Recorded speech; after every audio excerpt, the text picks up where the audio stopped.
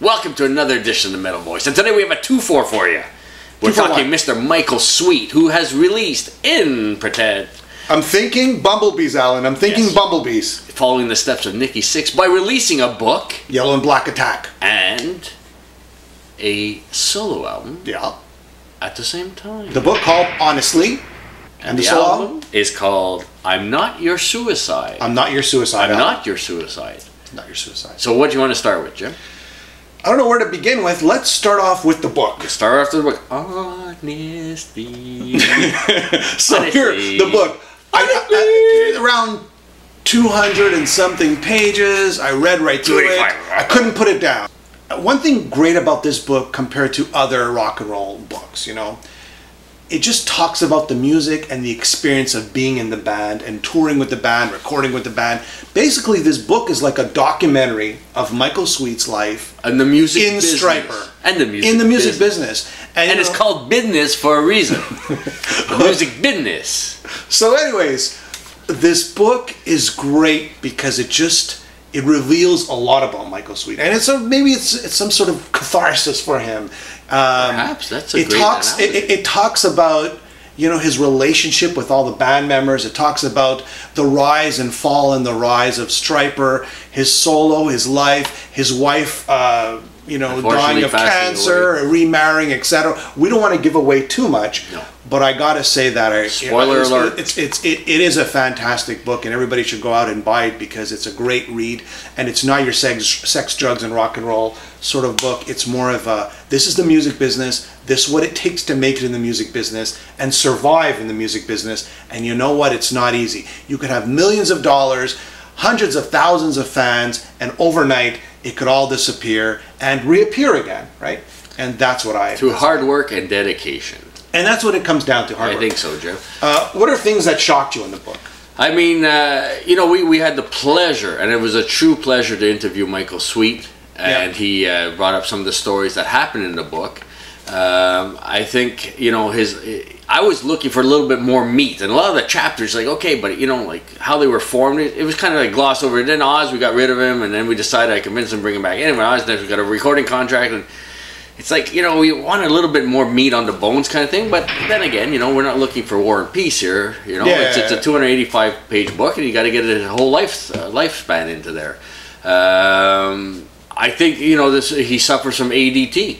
That was a surprise for me. And some of the, you know, and it's true, you know, we'll talk about his album shortly, but his voice is amazing. He's known for his voice. But he's a hell of a guitar player. And I think that's a great point. So a lot of people don't see him as a guitar player, which puts a little burr in his saddle there, because he admits it. He admits it that Oz is considered the guitar player. No, they work together. It's like Dave Murray and Adrian Smith. Can you say one's more lead than the other?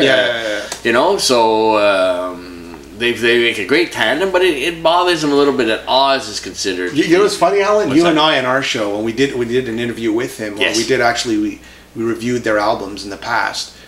I make mention to say I love Oz Fox's guitar tone, and as I'm reading this book, only to realize it wasn't really Oz Fox's guitar tones, is actually Michael Sweet's guitar tone.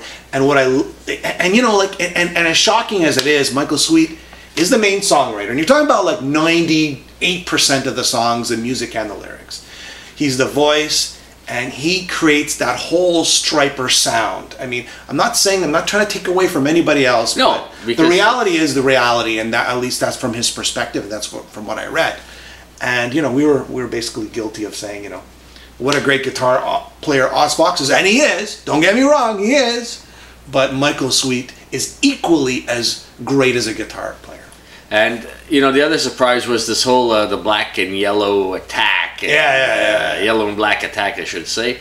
And Michael just hated that. It was Robert's idea, and they took it to the extremes. Yes. And Bumblebees. And Michael's, you know, he's a little disappointed that a lot of people recognize him today, not for his music, not for his look, for his songs or his singing or his guitar playing. It's really all he has to mention is we were the guys dressed in yellow and black. And oh yeah, we remember you. So that's a little. That image is not something he wants to be remembered by. Yeah. So those are two kind of surprises for me. For me, it was Tim Gaines in and out of the band. Here's this great bass player who's sort of not making the cut. And I think this book is about, you know, obsessive compulsive in a sense. And, and Michael Sweet falls into that category, and for better or for worse. He admits it, yes. And that's okay. I mean, the greatest, you know, look at Roger Waters, right? I mean, he was obsessive compulsive, and, you know, look what happened to Pink Floyd, right? You know, a true genius is probably measured, you know, they're probably all obsessive compulsive people. So I really enjoyed this documentary of his life and Stryper's, and you get a lot of business background of what it takes to, you know, they talk about publishing rights and how Michael Sweet was, you know, his family was making more money off of him than he was making. I mean, you know, he had to like just cut up the publishing rights, and I just it talks about the I'm not going to spoil everything for everyone, but there's a lot of business there, and it shows, and it's sort of like a guide for young bands what not to do if you're very successful as a touring band. Remember, profit, expenses, not the other way around. Yeah, looking back, I'm sure there's lots of things he would have done differently. He admits that in the book. But, you know, the story I like is first paycheck, he goes out and buys a Corvette, you know, and pays cash. He was walking out with all these, like, basically $40,000 in bills on him, and he went and paid cash. Yeah. And, you know, no negotiation, nothing. And then that car did the same thing 2 years later. So long-term business investments probably wasn't the greatest moves. Yeah.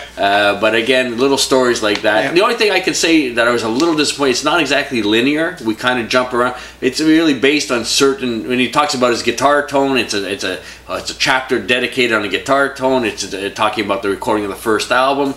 So he's married at one point, and he goes back and he's not married, and he was dating, and then I like that though. I like that. For me, I liked it. I liked it because I felt like when we did that interview with him, it's sort of like you're actually speaking to someone, and as we're reading this book, it's like he's talking to us. Right. There is. So I kind of like that. I like that. I mean, it's a style, right? Now let's get to his solo album. Solo. I'm not your suicide. I'm not your suicide. I'm not your suicide. There's a few guest vocalists. I gotta tell you, like when I put this album, I told you this right away, Alan. I put this album. I go, Alan, this is very boring. I didn't like it at all, and it wasn't very exciting for me. I go, I miss Stryper. That's what when I put it on, I go, where's Stryper? Where's Stryper?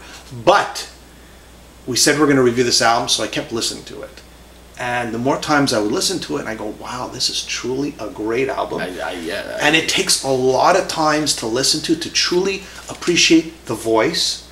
He really goes all out on the voice. The melody, the song structure, and it's not for Stryper fans, maybe not for if you're a diehard Stryper fan, this might not necessarily be for you. No, there's a few songs. This is for all rockers and metalheads and ballad lovers. Yeah, I mean, again, Jim, it's you're missing the twin lead harmonies. Yes. Guitars, big backing vocals. Because let's say what you can, Oz Fox is a great vocalist too. We've mentioned that in the past. But the quality of songs. Yeah. Again, it's a solo album.